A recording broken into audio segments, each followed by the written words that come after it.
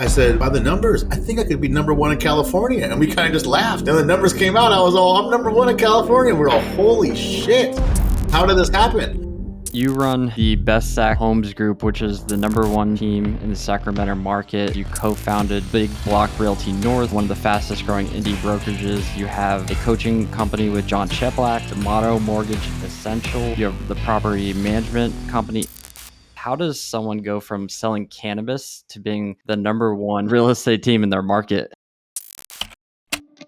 So if any viewers or listeners to this podcast can take one thing away from this, is make sure that you're in your right community. And as soon as you become one of the smarter people in that room, it's time to find a new room. I'm not some innovative guy creating new stuff around how to run a team, but I am a student that has tried a lot of things until I found something that I could both internalize and really take ownership of.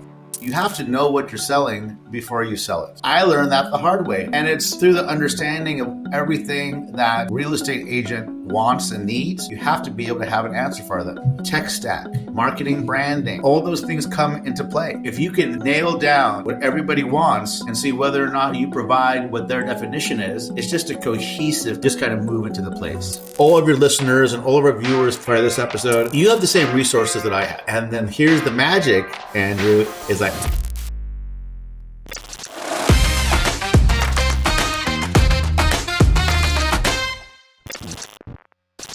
You run the Best Sac Homes Group, which is the #1 team in the Sacramento Market, and Yep.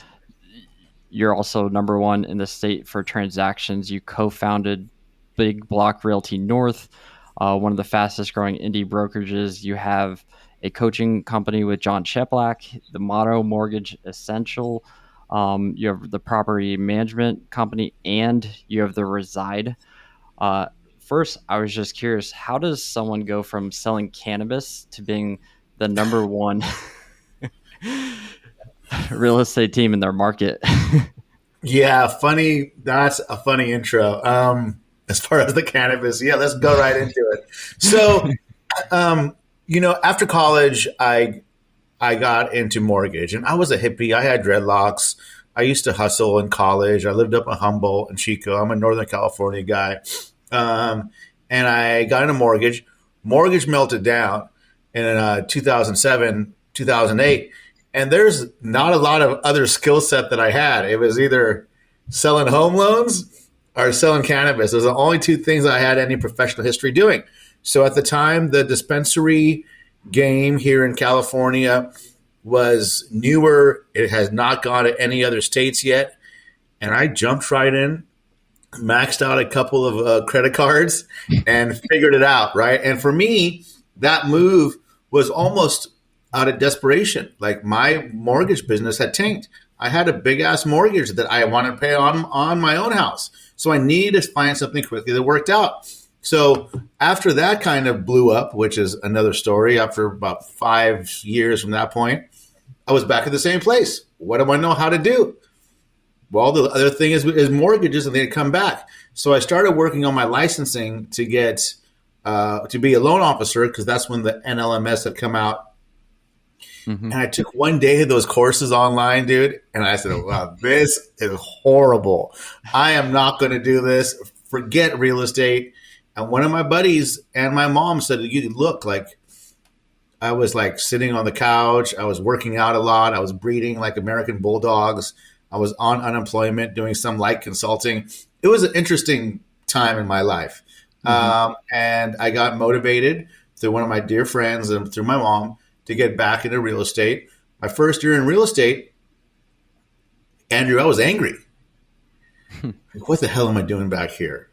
This is to do. But I had no options. Once again, it had to work.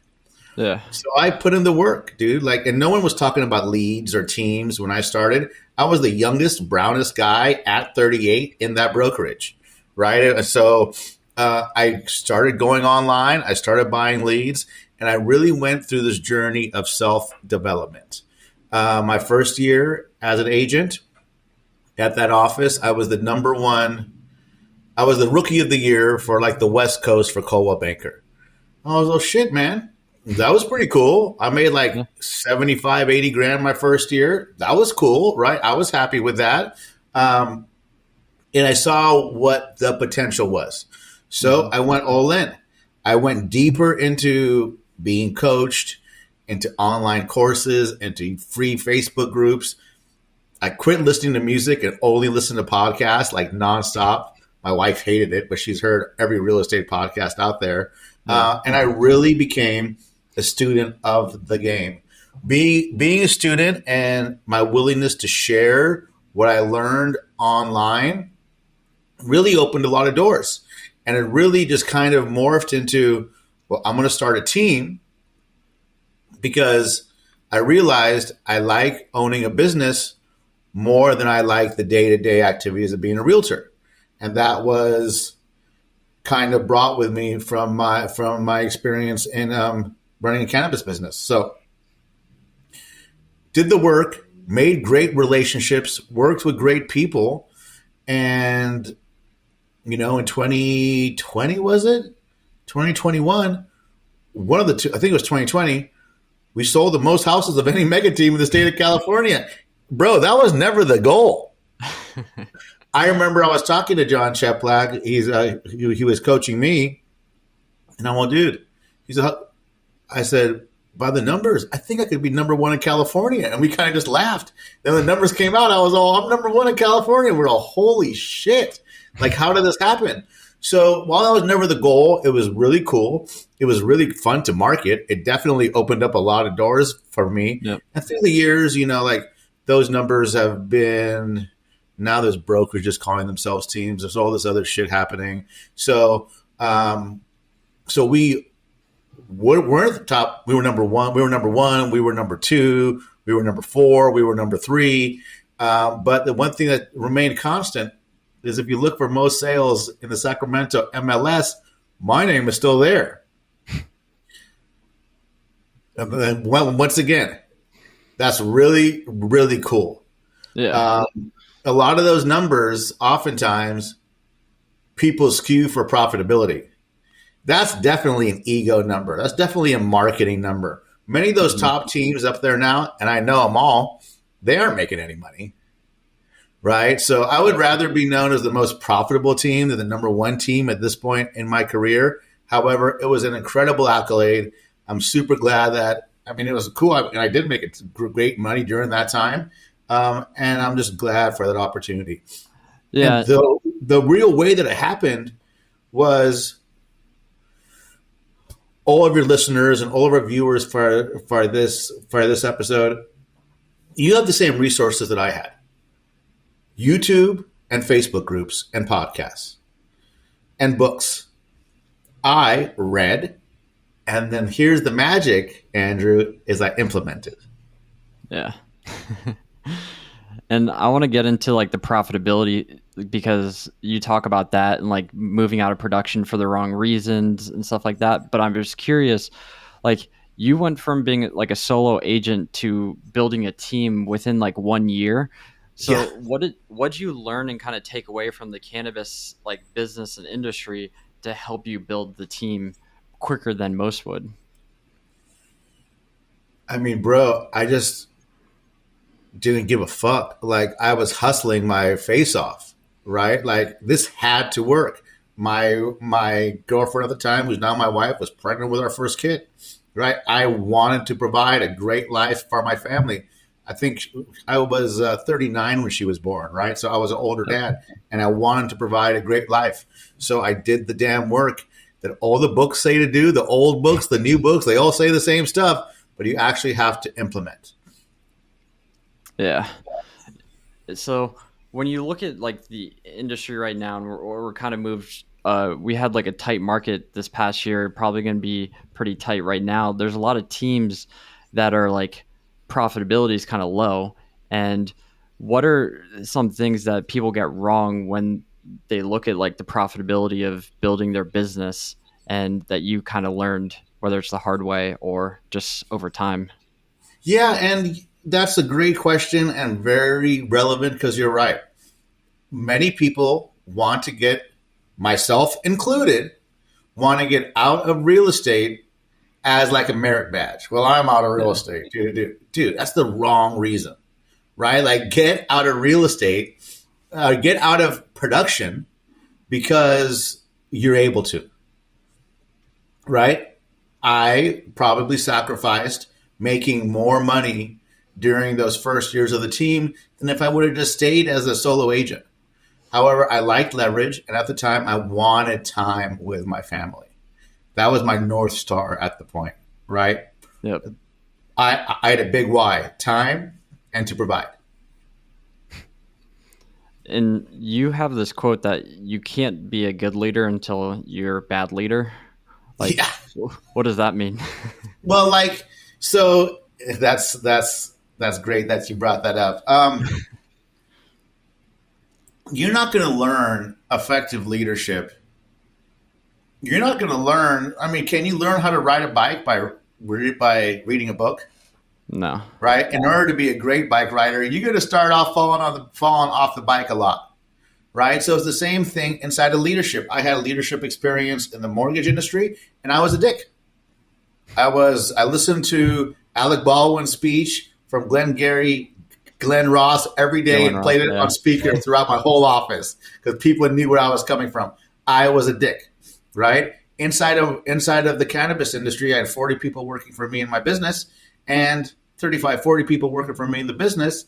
And I learned the nuances about dealing with people. That translated into, my position now, which has many years of experience throughout the other two leadership experiences that I had. So I think that leadership and talking to people and communicating came kind of naturally to me at that point. So I had gotten the bad leadership out of the way in the mortgage, right? And then I refined in the cannabis. And by the time I got into it inside of real estate, I had realized internally and from what I learned what worked and what didn't. So what were some of those things? Because there's a lot of like visionary, like high driver salespeople that build a team, but then you kind of end up in this position where you bring people on and there's sometimes a missing value prop with like newer teams. Because if you ask them like, why should I join your team? Like, what's the benefit? What's the value? What do I receive? Sometimes the newer ones or those just building, they kind of forget like, hey, I have to bring value to the team. Yeah. And I mean, have you read $100 million Offers by Alex Hormozy? Yeah. Right. And I mean, he kind of nails it. Like you have to know what you're selling before you sell it. I learned that the hard way. When I started, all I was selling was, hey, I got leads. I got PPC leads. Like who wants them? Right. And it's through the understanding of everything that real estate agent wants and needs, you have to be able to have an answer for them. Tech stack, marketing, branding, onboarding, enrollment, sales training, mentorship, all those things come into play. And if you can nail down what everybody wants and see whether or not you provide what their definition is, it's just a cohesive type of, you just kind of move into the place. Does that make sense? Yeah, it makes sense. And I'm curious because you have said that like recruiting kind of solves all problems. And I agree, but I also think there's like a but or like an and to that because it's like you can recruit, you can bring people in, but then what's the onboarding, what's the training, what's the management? Like how do you like retain them, up level them? And I think that's something that you have built out that is not always thought of sometimes for some people. And being someone who like sells a lot and you sold a lot and then you got into it, to take a step back and be like, I need to build out an onboarding or I need to build out training or I need to do this or I need to have one-on-ones or I need to manage people, hold them accountable. Like, how do you kind of do all of that while like keeping yourself afloat too? Yeah. I mean, making lots of sacrifices, right? Like I started a business, my real estate team in an effort to spend more time with my family. And that kind of backfired, right? Because it made me like work on more stuff longer And for a long time, I was still in production until I didn't need to be. Um, well, not as long as I should have been, but I, sold enough to stay afloat. My family definitely sacrificed. I definitely sacrificed time and money. But the way that I learned was I was always elevating the room and the community that I was in. So if any viewers or listeners to this podcast can take one thing away from this, is make sure that you're in your right community. And as soon as you become one of the smarter people in that room, it's time to find a new room. Right. And I would learn. I was a student of the game, kept that white belt mentality, and implemented things that I thought made sense to me that I could internalize and ran with it. Like, I didn't invent any of this shit. Right? No one invents it. Like, there's not new. I'm not some innovative guy creating new stuff around how to run a team. But I am a student that has tried a lot of things until I found something that I could both internalize and really take ownership of. And I think that's kind of like a big thing, because I always think about, like, you want to model success. You want to model someone who's built or is building something that you want to build. And you have a quote that success leaves clues. Model yourself after people doing what you want to do. Can you talk about that and like the change that happened because you said when John Sheplack was like coaching with you, there was kind of like a very pivotal year too. Like, you became number one. Yeah, I mean, I think we had been coaching a couple years prior, but I've always, I have 3-4 coaches right now. I'm always involved in coaching, and just success does leave clues. And that's not my quote. That's definitely Napoleon Hill. However, I got that book when I was young. I read it multiple times. And with the stuff in that book, Think and Grow Rich, is real, right? So those are the fundamentals. So if you haven't read it, everyone out there, listen to it. And I think it's sometimes like some people don't always kind of see it for what it is. Because, like, for example, like if you're coaching with someone, for example, like you, and you have a team, and I come to you and I say, hey, my business isn't growing, or like we're not profitable, or hey, we need new marketing activities. You could just look at it and you could say, okay, X, this is what you need to fix. Go do it. And it's like you're paying for that speed, that time, and the implementation right after that. Yeah, I mean, you're paying for the shortcut and the roadmap, at least in the idealization of it all, right? Like, I learned a lot of things from Tristan Ahumada, Lab Code Agents, right? Just following him on Facebook and sending him DMs, being that annoying guy, right? And that opened doors for me from learning from industry leaders. And still, if I have a question on something, there's an industry leader, I'll harass him, right? I'm not telling anyone to harass me, but I'll still harass people and pay what I need to in order to get that shortened path. Yeah.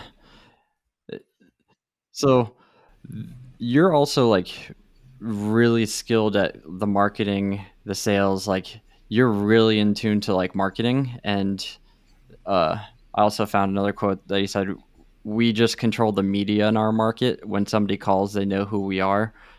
Like, and you built out like your ISA team. What are the like important like marketing activities agents should be doing in a down market? I mean, it's the same thing that you're doing in an up market. Maybe your spend on certain platforms, or maybe your spend on certain awareness type campaigns, like, this is what I tell entrepreneurs everywhere. Before you worry about starting to spend money on shit, make sure you're posting to every social channel every day. Like, get really good at that. I was posting to every social channel every day. I wanted to get that in front of more people, so I made that paid advertising, right?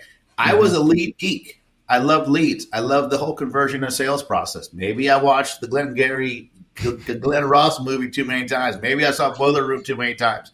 But I like that stuff.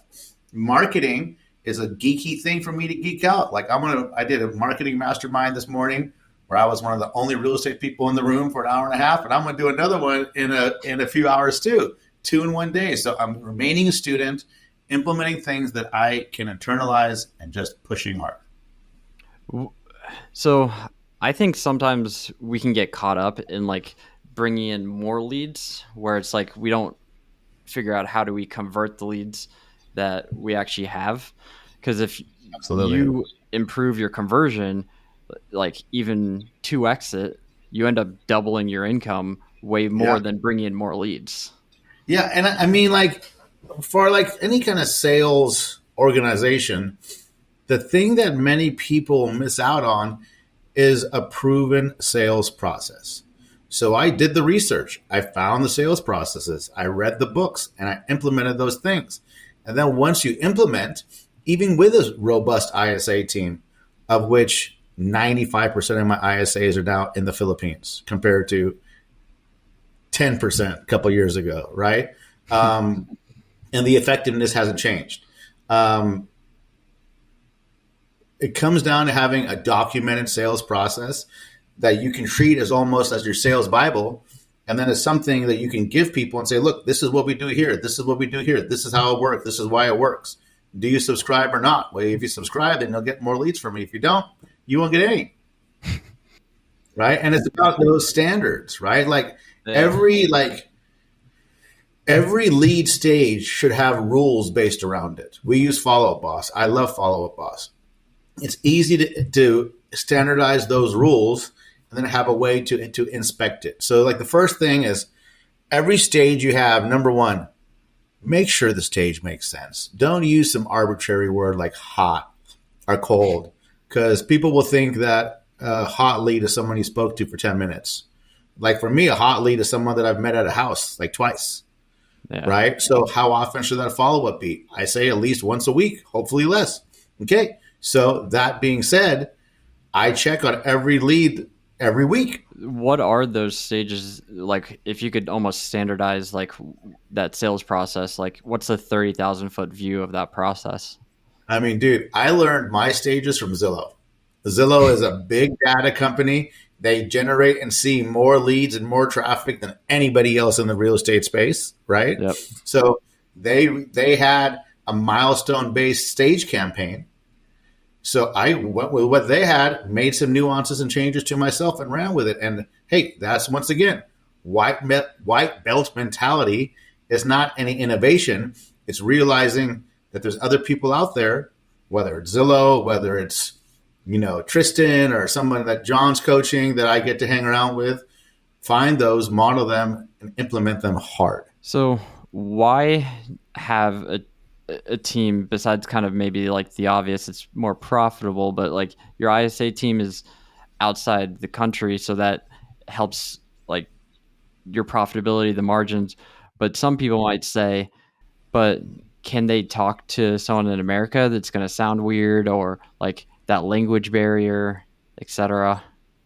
Yeah, I mean, people can think whatever they want. Can you hire somebody off the street that isn't going to sound weird? No, right? Like it comes down to when hiring, it's less about a culture or a geography and more about a skill set and the willingness to learn and the willingness to work your ass off, Yeah. right? And in my experience, I'm having great success with Filipino ISAs. Are they making calls? Are they texting? Like, what are they doing? Everything. Everything, text, calls, Calls, emails. emails, texts, expired, circle prospecting, calling old leads, calling new leads, everything. Answering the phones, everything. And I'm sure you're able to get a lot more leverage that way because you can hire more of them and then you can have them do more of the activities and then you can hand off to the agent just when it's like warm Exactly. or hot. Exactly. I want to take a step back and kind of talk about the marketing because you have deep expertise within marketing. And more specifically, when we look at kind of like your real estate business, what are the like big, like if you had to draw a pie, like what are some of the big lead sources for you? I know you mentioned kind of like Zillow, Google PPC, some other ones. Yeah. So, I mean, it's my goal to hit every lead company that I can afford, right? Like I started off heavy PPC. I wanted a higher quality, so I went to heavyrealtor.com. We still do great business with realtor.com. I was the first Zillow Flex team in Northern California, one of the first in the country. Everyone that calls on one of my signs goes right into my CRM, right? So like how many, Facebook leads, like I just want names, numbers, and emails, bro, right? Like wherever I can get them, there'll be different people. And, you have the interruption-based marketing, meaning where someone's scrolling on Facebook will be less intentional than somebody going in a Google search, right? And the search-based marketing. I think many people understand that now when they hear the interruption-based versus search-based. So, I mean, different things are going to perform better in my experience. Because I think a Zillow Flex lead is one of the best leads on the planet. Why? Because Zillow has that brand. Yeah. Right? It's high intent. Zillow also knows that. And with Zillow Flex, they take a large portion of the commission. So, like, what can you do to create more brands and nurture them yourself to have a Zillow quality lead, maybe in a longer time horizon, right? And PPC and Facebook are great for that. I've had billboards up and down the freeway in Sacramento. That's the only agent to have so many. And I took them all down when the market tanked. My income or the profitability of the team decreased. So I got rid of some of the awareness stuff. But and I think I said this earlier. If you are in business, post to every social media channel every day. Post to LinkedIn every day. Post to X every day. Even post to Meta Threads every day, right? Like we post to everything, and you really have to understand that putting up pictures of houses and open houses is uninteresting to a majority of people out there unless they are currently in the buyer, seller, unless they're currently in the phase of making a move. So what are people interested in? If that's your personality and you're behind the scenes, look at the Kardashians, look at any of these reality shows. So your personal brand and what you represent, not your personal brand and your fucking logo, but a personal brand and what you represent is more interesting. There should be some real estate in there, sure. There should be a picture of your cat in there, sure. This morning I did a reel. I was going to do a reel about some Instagram. I was going to do a reel on Facebook about the same thing I posted on Instagram. And instead I posted a reel of my daughter, my 4-year-old daughter, right? So that's like behind the scenes. So post to social media every day. And this is something I learned from somebody I've learned a lot from, Mr. Steve Sims, who's a branding expert. And Steve said, hey, look, like you tell someone to go find you on Instagram. Maybe that person doesn't like Instagram because they're tired of looking at butts and cars, right? But they love LinkedIn. So I've heard that, hey, your messaging should be different on every platform. Well, if one platform has the authentic messaging, why not have all the platforms with the authentic messaging? Yeah. Right? And really work on that personal brand. Your personal brand is more than just you're a realtor. Like for me, I'm in real estate. I'm in coaching. I have dogs. I'm married. I have kids. I don't know what else I like. Guitars and video games, right? And stupid TV shows. So I'll post about those things and people get to know you better. Like I get messages from agents in Sacramento all the time, Andrew, saying, before you were a celebrity, bro, I'm not a fucking celebrity. I just post to social media every single day. Right. Yes. And then what's something I learned from Cheplack is the omnipresent marketing. And I think the first time I learned about it was from Grant Cardone and 10X, right?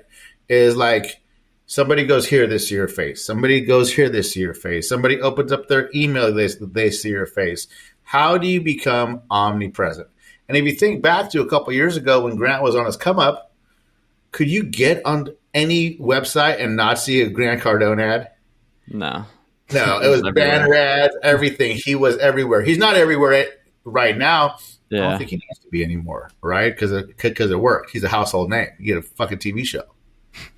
yeah, I agree. Because you were like when you started out, like you mentioned, you were doing like 15-second home tours before showings, Yeah. and now I was curious, like, how in the weeds are you with kind of like your ads? Because I kind of looked at your Google PPC and the Facebook um, ads, and I was just curious, like, first before I kind of dive in, like, do you have an idea of like the campaigns that you're trying to run or the offers?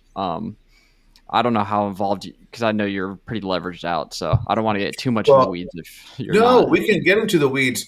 I am not running. I don't think I'm running any Google campaigns right now, and the main reason being is I'm not a Google Ads expert. I have a course I bought that I still haven't opened, right? But when I first got into lead gen for real estate and into lab code agents, I really believed that doing landing page ads for home value were the next big thing. Boy, was I wrong. That was a waste of time. But it caused me to become really familiar with Facebook ads. So Yep. where I am today with 90% of the Facebook strategy is I'm the strategist. Okay. I can run the ad. I have a deep understanding of ads manager. I have a deep understanding of campaign and ad sets and ad things. For funnels right now, like for example, we're running a webinar funnel to consumers how to sell your house without a realtor. Right? We're doing we we're doing. I'm trying to think. I have I have maybe 12 lead magnets. Yeah, I noticed with your Facebook ads, like you had like the homes for sale ads, you have offer ads, you have like the stress free home sale, like the home value, you have tons of videos, market updates, like testimonials, like there's kind of like a web. It's not just most people they just kind of have put like one ad up versus you have this web of like information getting towards the consumer, talking about the Sacramento market, etc. Yeah, so I'm a massive Frank Kern like Okay. geek. So I love like, and I think like one of Frank's best works is mass conversion. And we were talking about Hermosi earlier, and a lot of what Hermosi posted is or wrote about was from mass conversion, and he's taken all of Frank's courses. Right, Frank goes online and says that he fired Alex as a client, right, like years back. But it's because like I want to for a lot of these other type of campaigns, I want to create the web through saturate is create the not the internet web, but the web as you said, like the spider Yeah. web of content, and I really put out I'll put out something on social organic. The videos that get the most love on social, I'll put some money behind, which Gary Vee says, Frank Kern says, Alex Yep. Hormozi says, and then I'll put them, and then I'll retarget the video views 50% or the engagement with offers, right? And the offer, whether it be a lead magnet or it be a webinar or what have I think that's it, lead web magnet or a webinar, and see if doing it like that creates more high intent leads. Because by then they've seen me like 10 Yeah. times.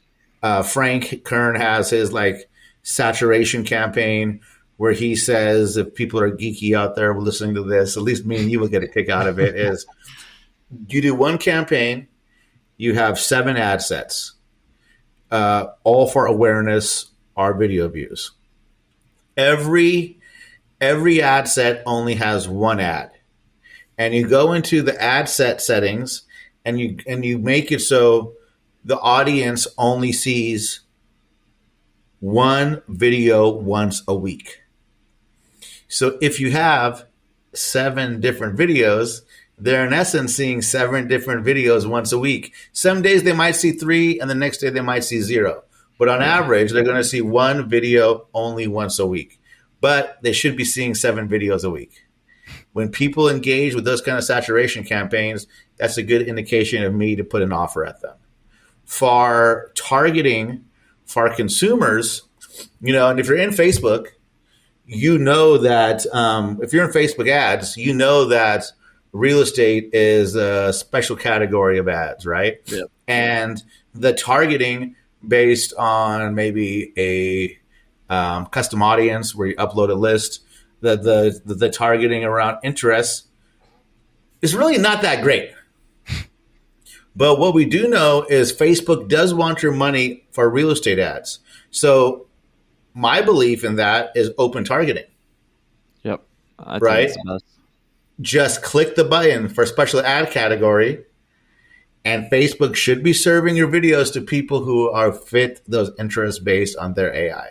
So let the AI work to your benefit. Don't think you're smarter than Facebook's freaking AI. Yeah, it's trained on quite a good amount of data. So Yeah. How many data points is it? Like so many, right? Like it's a lot. Have you found like there's a certain offer, and kind of tied to that question is something a little different, but like some people, for example, they don't think the ROI is necessarily there on Facebook anymore. So I don't know if you want to take one or two of those questions, the left or the right. it's almost impossible to see a direct ROI on a short time frame from any kind of branding awareness exercise. Yep. Like, dude, I had all these billboards around town. They're way more expensive than like all my Facebook campaigns put together. You have no idea, no matter what phone number or website you put up on there. I had a special phone number. No one ever called. I had my website. I couldn't see an uptick in website visitors from the billboards. The thing that gave me an uptick in organic website visitors was sending out a newsletter 3 times a week to my database. Right? And that's free. Yep.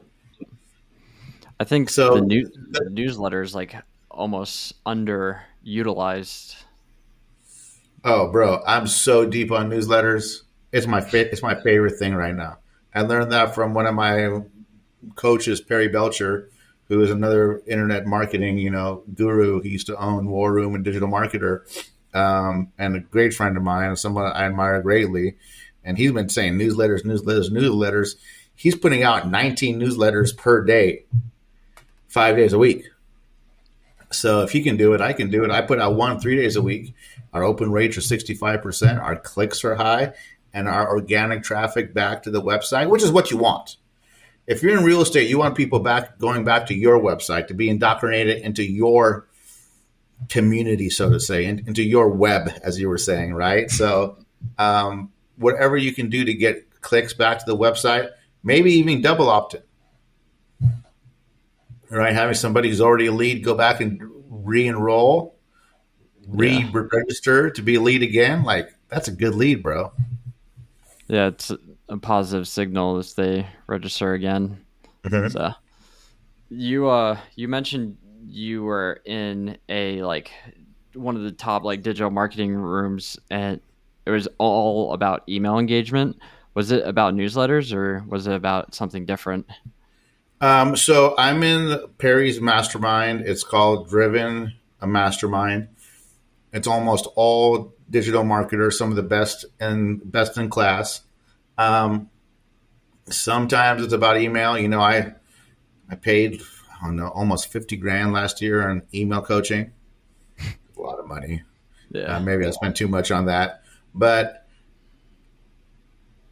I mean, email is the magic, bro. Right? Like, email is where it's at. So, email's free. When I run some of these funnels, I'm going to run them to my email list first before I run any paid traffic to them. Like my standard operating procedure now is I'm going to run the offer to my warm list. I'm going to use cold email software like Instantly Yeah, to I hit. use that. Yeah, and it's hit or miss. It's hitting more for us now than not. But use Instantly to put the offer out, then to put the offer more to my cold list, and then after that is when I will run traffic to it. So it's not always paid web traffic first. It's more like paid web traffic last. That's smart to think about. And the main offer kind of like doing something like sending them to a webinar, or is it something else? I mean, inside of real estate, getting buyers and sellers, the two main offers are get a homes list and get your home value. Yeah. Well, good fucking luck trying to compete with the portals on that. One of my buddies who ran and sold the top ranked Google ad agency in the country, he told me that he's all, it doesn't make any sense for me to run Facebook or Google ads for specific real estate offers when you're competing with Zillow on a lot of that stuff, right? So what else do people want? How to buy a house without a realtor, how to sell a house without a realtor. And I know a lot of people watching and listening feel polarized about that with the recent NAR proposed settlement. However, you must understand, this is from Gary Vee, from Frank Kern, from Jay Abraham, is the theory of preeminence, right? Is you give everything away out there for free. Give it away. People will pay for the ease to implementation and to the proximity, right? If I say how to sell your house without a realtor, well, my webinar is hard. And in the webinar, I make sure everyone knows it's hard. By the end of it, whoever's registered and stayed on for the whole thing, what do you know? That person has a house to sell. Yep. That lead just got a lot better. It's smart because that's the whole point of Alex's second book, $100 million Leads, which I'm sure you've read probably multiple times or been on his webinar. It's like give everything away because people will pay for implementation, but then there's a lot of people in real estate, a lot of people in other industries. They're still afraid to kind of put it all out there and almost feel like, oh, well, I'm just giving it away. Why would they use me? Yeah, no, I mean, it's Jay Abraham, the preeminence, right? Like go to YouTube, type in preeminence. There's a Jay Abraham video from like the early 90s. It's about treating everybody in your audience as a paying customer before they're a paid customer, right? About accepting a fiduciary role in their success without them paying you. And it works. Gary Vee, Jay Abraham, all these people we say, Hormozy gives all his shit away for free. The courses that he put on his website are incredible. Yeah. And they're better than a lot of shit that you pay for. There's no ask. There's no, what, he asked you to buy a $3 book once a year? Like, yeah, it's crazy. And like, the thing too, man, is like, we were talking earlier about white belt mentality. I know that I don't understand everything. I will model the behavior and the practice of people who are more successful than me financially. Right? And if I want to get in better shape, I'm going to go hire a trainer, even though I know how to track my macros and how to do the bench press. Right? So it's the same kind of thing. So you mentioned, I just want to probably touch on this really quickly. We don't have to dive too much, but the NAR settlement, and like, what have you kind of started to, maybe you even implemented way before, but like, what have you done to start to get ahead of what's going on? So I think that there's a lot of misinformation about there, particularly on social media. Like agents listening to this, do not get your news or facts from social media. There have been some great industry leaders with great podcasts and episodes about it. My podcast on this just came out yesterday on the Reside platform podcast. And I've always said and attempted to coach my agents and the teams and agents that I coach outside of my own team is you must stand out. The way that you stand out is not by getting a call, going to a house, and opening the door. You're right now doing what anybody with a super lockbox key can do, right? So how do you demonstrate value? Well, you have unique buyer propositions inside of your. We have a VIP buyer guide. It's one of the first things that we go over when we meet with a buyer, right? Front load the value, show how you can stand out, ask for the business. Right? Don't just go there and open the door and expect you're going to get lucky. Because that was lots of realtors, and it's nobody's fault. That's what we've been trained. Yeah. That's what the market actually allowed us to do. Who, if I open enough doors, I'll get enough escrows. And it just doesn't, it hasn't worked like that for the last couple of years, and it's not going to work like that going forward. Yeah, I agree. So are you giving that buyer's guide at like the first showing? Yeah. Or... We send it as an email when an appointment has been booked, and then I ask my agents to give it to the buyer the first time that they meet. And it has some unique sales propositions. Like, I'm a big fan of a love it or leave it program, where if for some reason you have to sell your house within 18 months of buying it for, some kind of job relocation or something, we'll sell it for free, right?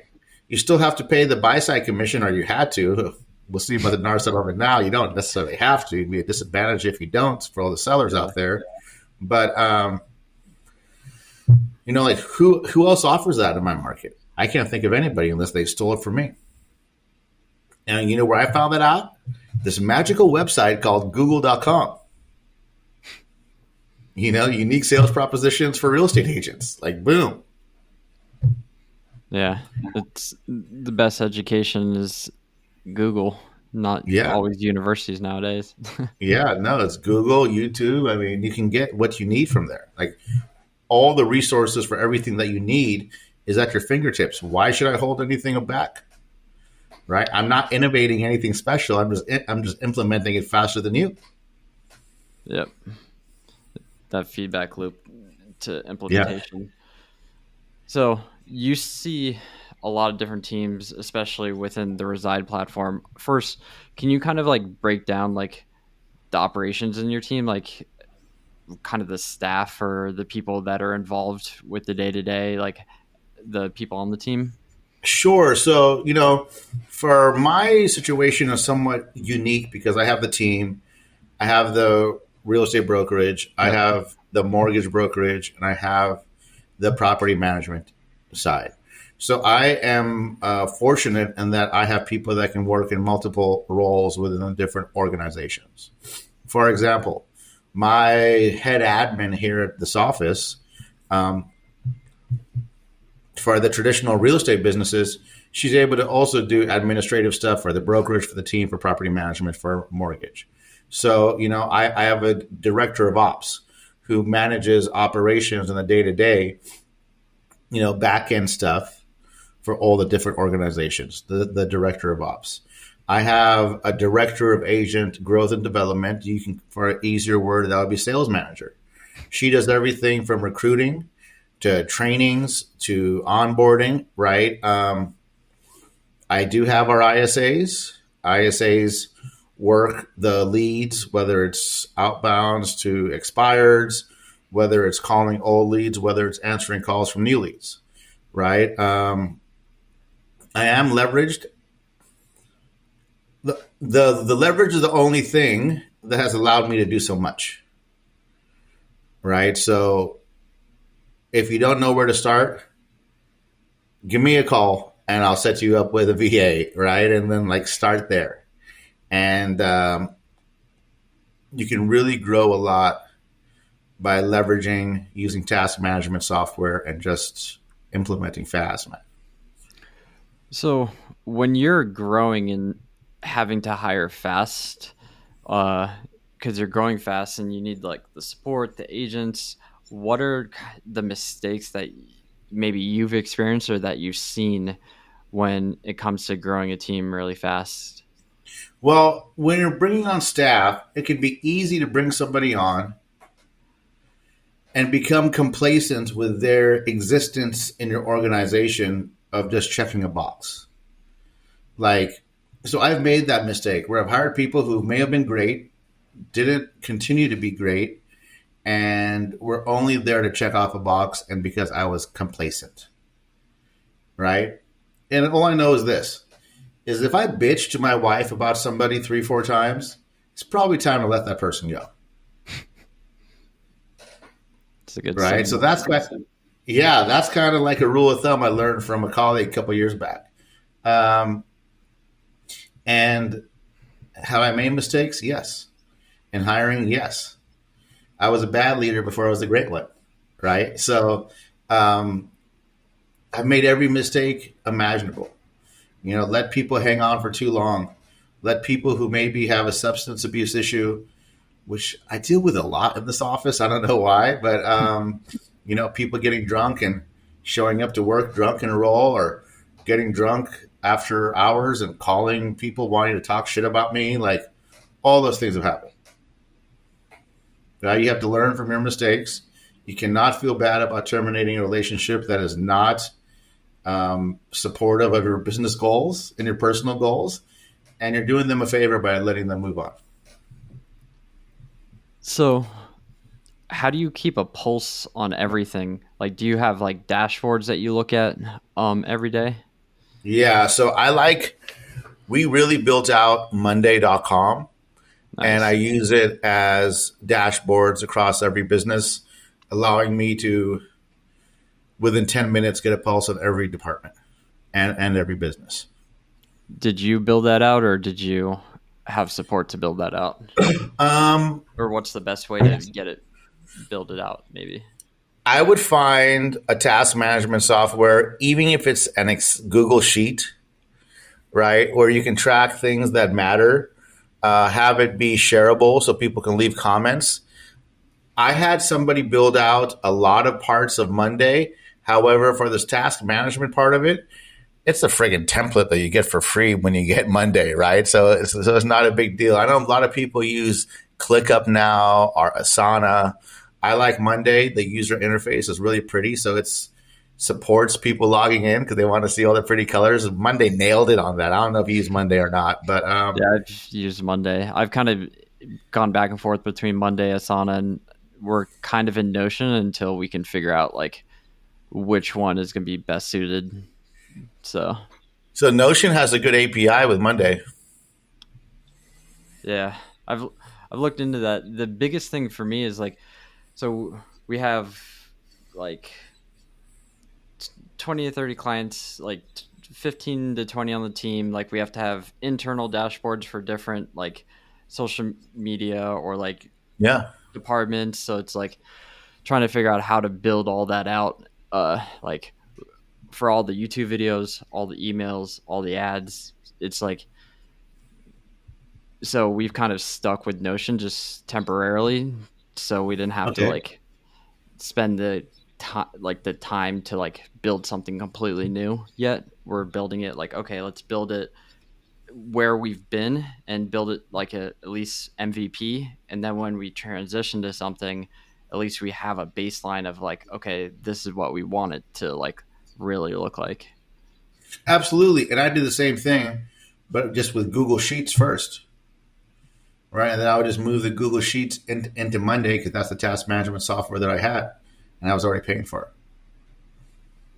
Nice.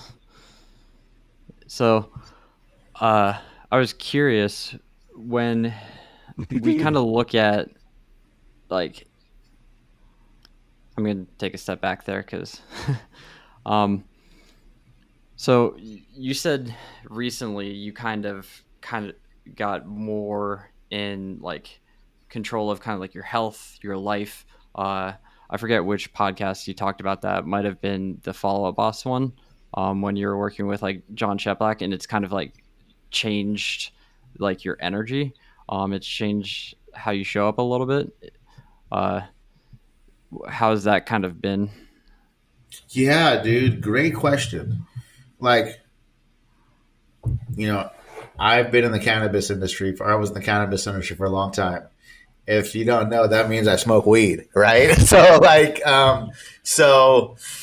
and I've been a party guy, I've ran a bar in the past. So there were times when my social group and my fun involved around, let's go out and get hammered.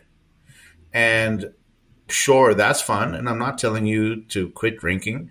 I'm not telling you to, do anything. However, if I want to perform at my best, my energy has to be optimized. Period.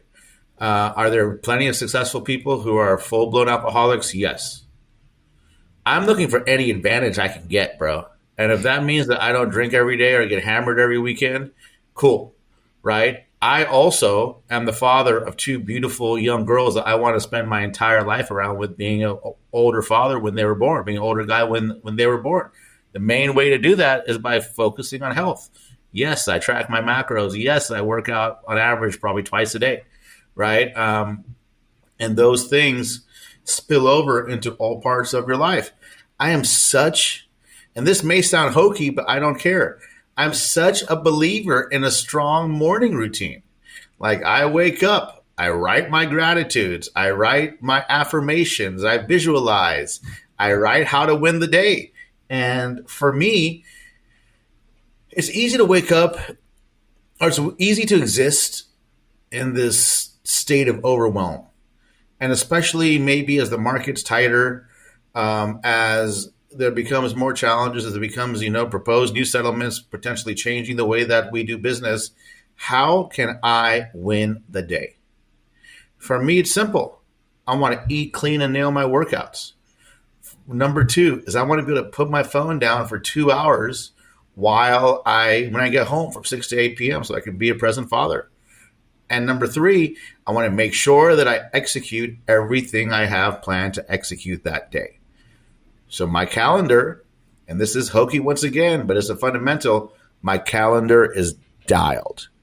My calendar is dialed. I can time block, right? And that discipline has equaled freedom across my life, right? So something really easy that so many entrepreneurs leave behind is not nailing down their schedule. I don't care how much like shit you got to do or how much freedom you have. If you want to do more, if you want to get somewhere, you need to have a map, especially if it's somewhere that you've never been, meaning a level of success, whether it's fitness or financial or freedom that you haven't had. You have to have a map how to get there. Plan your calendar, bro, and that's your map. Yeah, Sunday afternoon, like, right? Like, if you follow me on Facebook, every Sunday I write the same thing. Plan your schedule. Plan your week. it's pretty big. I've noticed like a huge difference where like you wake up in the morning and you wake up with just enough time to go get ready, just enough time to like leave, just enough time to get to the office. You feel like the day is just coming at you versus like when you wake up and it's you give yourself time to like breathe, slow down, like and actually make the day how you kind of want it. It feels like that you have more time in the day Yeah. versus the opposite. Yeah. I mean, dude, I wake up at I wake up at 5:30, working out by 6:15, hanging out with the kids, eating breakfast at 7:30, in the shower by 8. First meeting is usually at 8:30. Right. And for me, that time works. I would love to wake up earlier. I've been working on this book for 2 years that I'm way behind on. And then I listen to Hermosi and he doesn't take any meetings till noon. Yeah, great. He's worth a couple hundred million. I'm not. Right. So maybe if I woke up earlier, I would be just for my body, go to bed by 10. I want 7 hours of sleep. And then I can attack the day, get the fitness out of the way first. So your body's ready to go, man. Do you talking about time blocks? Do you find that if you leave certain things in certain times of the day, it's better for you? Like meetings in the back half of the day, or like uh, sales stuff in the beginning of the day, like money making activities. Say that again. So, do you find that when you time block, do you time block certain things around like your energy? Like I know myself in the morning, like I'm more creative. I'm kind of really focused. So if I'm doing deep work, it helps to do it in the morning. Uh, Yeah, and being a father and prioritizing fitness first, I have working out in the morning is the only time I'm going to be able to do it. yeah. So I know that I sacrifice some deep work by wanting to be a present father. So it's more about the fundamental shit that I need to do today and getting that done first. Okay. Makes sense. 100% sense. So just out of curiosity, like what is Reside?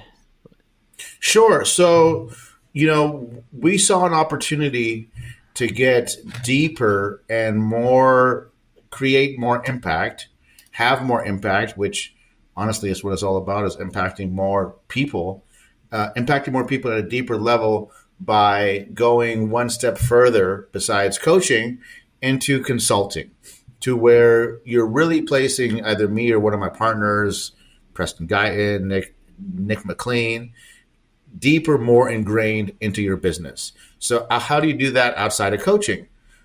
Coaching can be oftentimes for, a set amount of time, and that's just the way that it works. With our consulting, now we're training your team.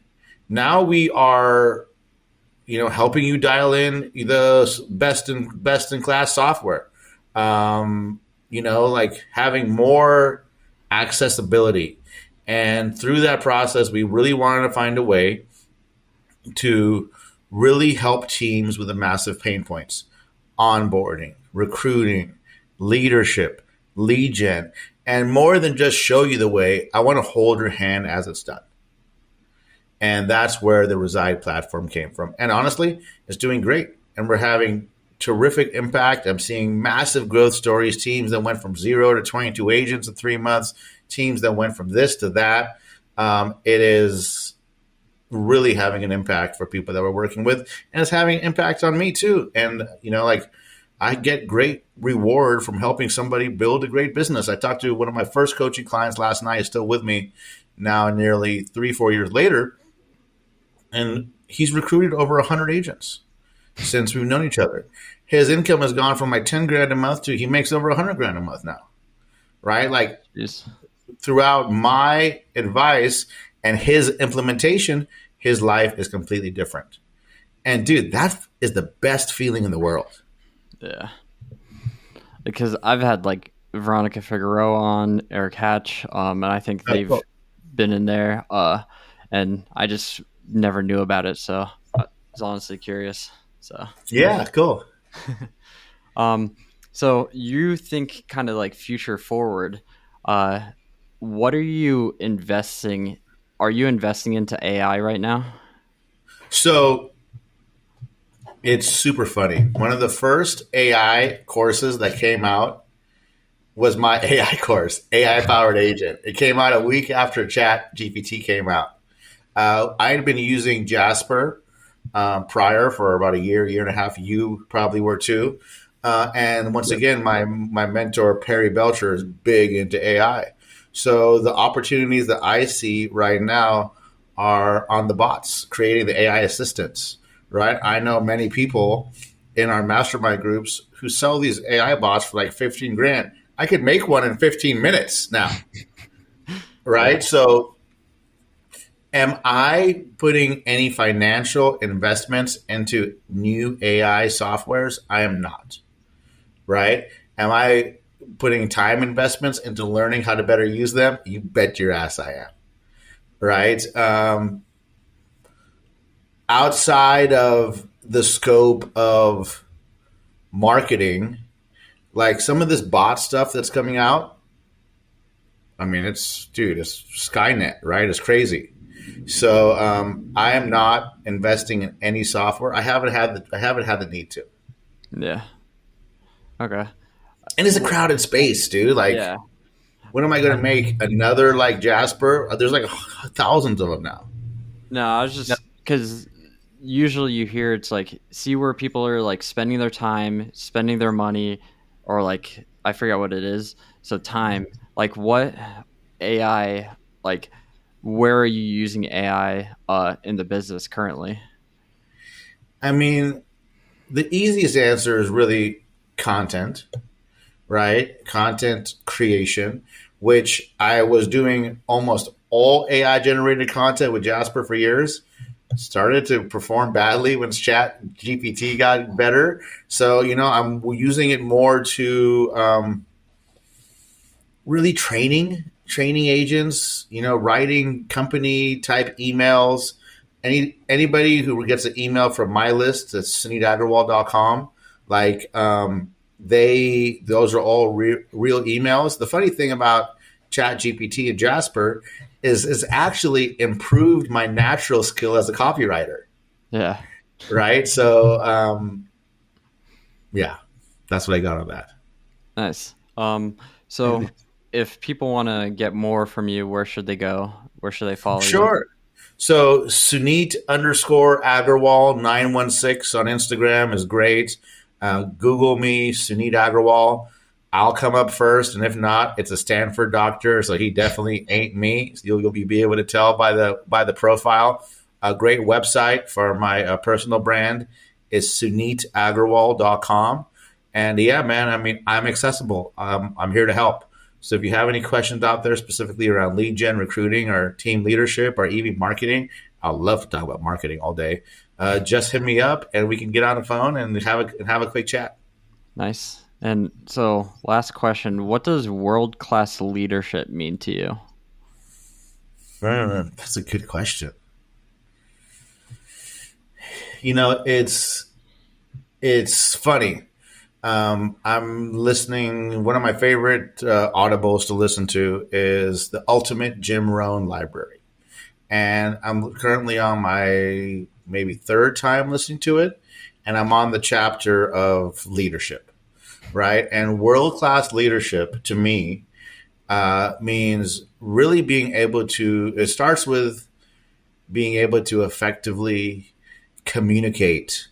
It has, communicate your vision and the standards, and then have standards that you hold people to. When I started in real estate leadership, the first team contract I got was from one of my coaches at the time, Brian Curtis, incredible dude. And in Brian's contract, it says you must do 2 deals a month on average to stay on the team. Sounds good. That standard is hard to enforce because people are going to have bad months. People are going to go on vacation. So something I've learned from John is I'm not going to hold somebody to a standard that they don't want to be held to. Instead, I'm going to find out what they want, why they want it, and to what level of support through accountability they want from me as their leader.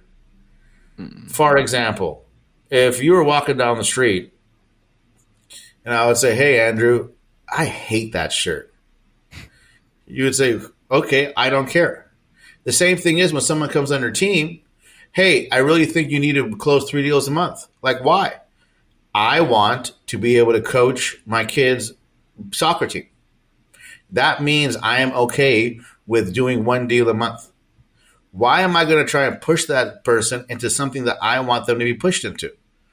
Right? So find out what they want, find out what level of accountability that they want, and if what they want and what you want, if what they want coincides with what you want as a business leader, then support them in what they want, and you will have somebody who's with you forever. Nice. Well, I want to thank you for leading by example in the industry and always giving back. So, thanks for coming on and sharing. Yeah, man. Thank you. This is great. This is awesome.